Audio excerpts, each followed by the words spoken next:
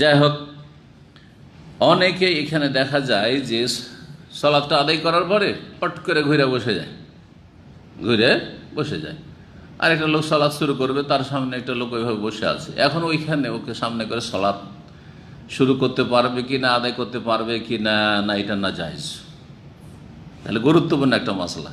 দেখেন না অনেক লোককে, আপনি এখন সুন্নত পড়েন, ও ভদ্রলোক বসে আছে ঘুরে আপনার দিয়ে মুখ করে, খেয়াল রাখছে না যে আরও মুসল্লিরা আছে, ওরা সুন্নত পড়তে দাঁড়াচ্ছে, সুতরাং আমি সোজা হয়ে যাই অথবা সরে যাই, এগুলো করছে না।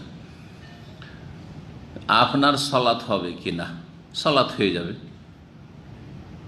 তবে যদি দেখা যায় যে আপনার এইরকমভাবে সালাত আদায় করাই সে আপনাকে সালাত থেকে অন্যমনস্ক করে দিচ্ছে, অমনোযোগী করে দিচ্ছে, খুশু নষ্ট করে দিচ্ছে। অনেক সময় বন্ধুবান্ধব, হ্যাঁ, যাদের সাথে রসিকতা আছে অথবা খুব ফ্রি, সামনাসামনি মুখামুখি হইলে হাসি চলে আসে, আর সালাতে শয়তান আরো বেশি সুরসুরি দেয়। এটা খেয়াল করেছেন কিনা? সালাতে যদি একটা লোক হেসে দেয় গোটা মসজিদের লোককে হাসিয়ে ছাড়বে।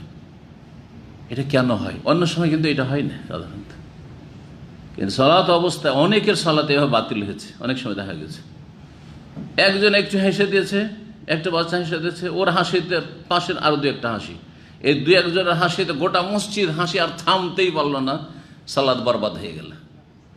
কথা বোঝা গেছে? শয়তান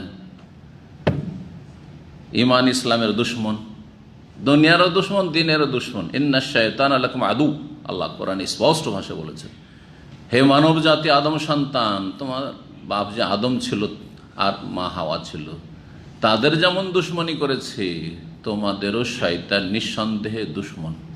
ফাত্তাখিযু আদুওয়ান, সুতরাং দুশ্মনকে দুশ্মনই মনে করিও। দুশ্মনকে কখনো মনে করিও না যে দুশ্মনের অনিষ্ট মুক্ত, আর দোস্ত নাই মনে করেন, কিন্তু পরোয়া করেন না। শয়তান আবার কি, আর আমার ক্ষতি করতে পারবে না, আমার ঈমান মজবুত আছে, এটা কখনো ভাববেন না। দিন দুনিয়া ধ্বংস করার চেষ্টা করে শয়তান।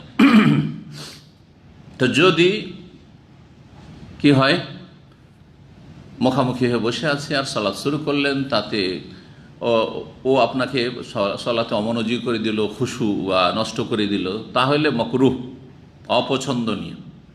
আর সেটা যদি এমন পর্যায়ে চলে যায় যে সালাত একবার বাতিল, অট্ট হাসি দিয়ে দিল, কি হেসে দিল, মুখে মুখে দেখতে গিয়ে চেহারাতে নজর পড়ে গেল, ওই সেজদার জায়গায় না দেখে ওই চেহারার দিকে, যেমন অনেকেই তাদের করছে, সামনে ফাঁকা ফিল্ড আছে, সব তাকাচ্ছে, তো দিয়ে তাকিয়ে দিল, আর তাকিয়ে দেওয়ার পরে হেসে দিল, অথবা এমন কিছু করলো যেটাতে সালাত বাতিলের পর্যায়ে চলে গেল, তাহলে সালাত বাতিল। কিন্তু সাধারণ যদি অমনোযোগী হয়ে যায় সালাতে, কাউকে সামনে করে সালাত আদায় করতে, তাহলে সেটা মাকরুহ, অপছন্দনীয়, সালাত বাতিল হবে না, তবে সালাতের খুশু নষ্ট হবে।